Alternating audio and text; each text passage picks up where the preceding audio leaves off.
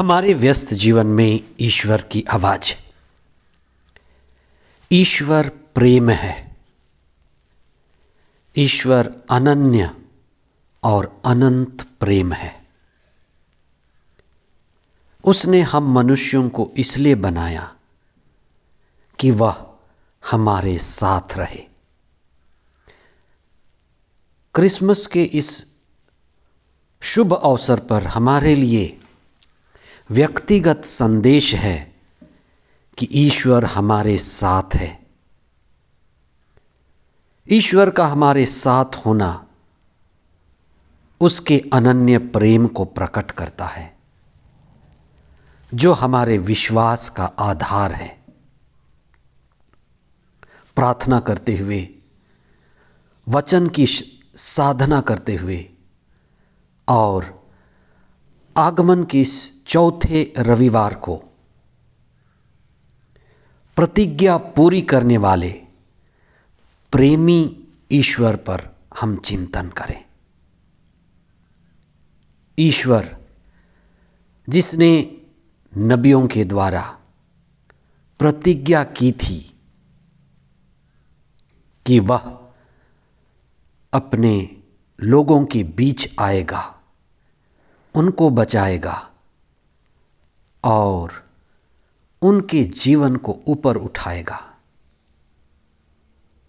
हम इस पर चिंतन करें। आगमन का चौथा रविवार 21 दिसंबर 2025। पहला पाठ नबी इसायास का ग्रंथ अध्याय 7 पद संख्याएं 10 से 14 तक।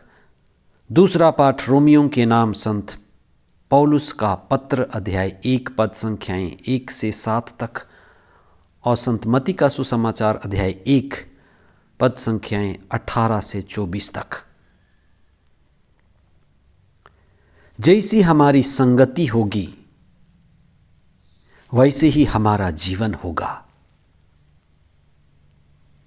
कहा जाता है जैसा संगत वैसा रंगत। सच्चे और बुद्धिमान व्यक्ति के पास सच्चे लोग और बुद्धिमान लोग इकट्ठे होते हैं। दुष्ट व्यक्ति के पास दुष्ट ही इकट्ठे होते हैं। ईश्वर मनुष्य बना, इमैनुएल उसका नाम रखा गया। ईश्वर हमारे साथ, ईश्वर हमारे बीच में आए कि हम उसके चारों ओर इकट्ठे हों, हम उसके द्वारा खींचे जाएं, हम जानें कि हमारा असली स्वभाव क्या है, हमारी असली छवि क्या है। हमने जो संसार देखा है वह गिरा हुआ है। हमने जो मानव छवि देखी है वह गिरी हुई है। गिरे मानव स्वभाव को और बिगड़े हुए छवि को बदलने के लिए ईश्वर मनुष्य बना और उसका नाम इम्मानुएल रखा गया। जब आप धर्मशास्त्र पढ़ें तब इस बात पर आप चिंतन करें कि हम जिस स्थिति में हैं यह हमारी असली स्थिति नहीं है। हमारी पहचान बिगड़ी हुई है, इसलिए हमें असली चेहरे को देखने की ज़रूरत है, अपने उद्देश्य को पाने की ज़रूरत है। ईश्वर इम्मानुएल बना। ईसा अपने लोगों का उद्धार करने के लिए, असली पहचान देने के लिए, स्वास्थ्य स्थिति में लाने के लिए नीचे उतरे। यही क्रिसमस है। आज के पहले पाठ में नबी इसायास ने उस समय के राजा आहाज की बात कही है। राजा आहाज जो यूदा का राजा था, वह उत्तरी राज्य सीरिया और इस्राएल से डरा हुआ था। वे यूदा पर आक्रमण करना चाहते थे, ईश्वर नबी के द्वारा कहता है कि ईश्वर यूदा की रक्षा करेगा और निकट भविष्य में आहाज को एक पुत्र मिलेगा और वह एक चिन्ह होगा। यह पुत्र अद्वितीय होगा। निकट भविष्य में वह हिजकिया था, जिसका जन्म राजा आहाज के लिए एक उज्जवल भविष्य था। दूरगामी स्थिति में यही बालक ईसा था। वर्षों वर्षों बाद एक कुंवारी का जन्म, कुंवारी के द्वारा ईसा का जन्म, ईश्वर का मनुष्य बनना, ये सब बातें वर्षों पहले नबियों के द्वारा कही जा चुकी थी। इसलिए ईश्वर जो प्रतिज्ञा करता है उससे वह पूरा करता है। ईश्वर प्रेम है।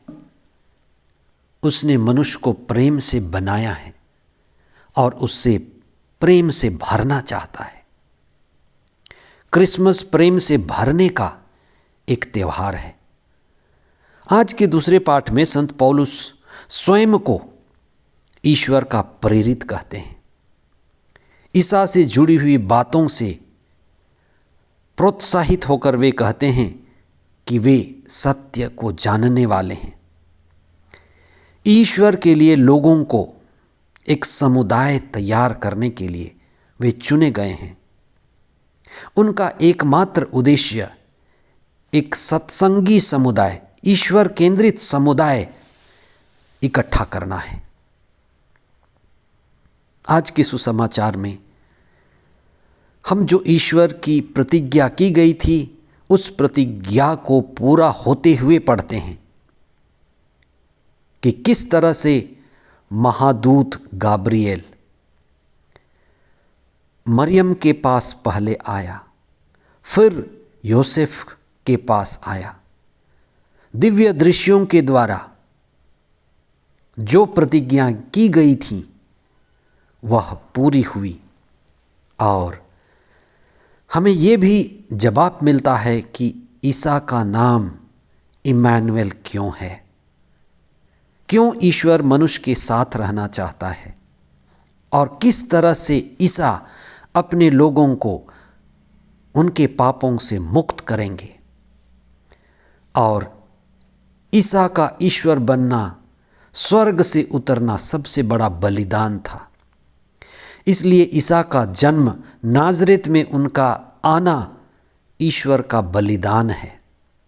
ईश्वर मनुष्य बना, मनुष्य के साथ रहा और मनुष्यों ने उसे क्रूस पर चढ़ा दिया, जिससे मनुष्य जागे, मनुष्य होश में आए और ईश्वर के अनन्य प्रेम को समझे और अपने जीवन का उद्देश्य जाने कि वह ईश्वर के साथ रहने के लिए, जीने के लिए बना हुआ है। आज हम विशेष प्रार्थना करें और आगमन के इस चौथे सप्ताह में हम अपने जीवन के उद्देश्य को, मानव जीवन के उद्देश्य को पा सकें और अपने जीवन को एक ऊंचाई दें, श्रेष्ठता दें। आमीन।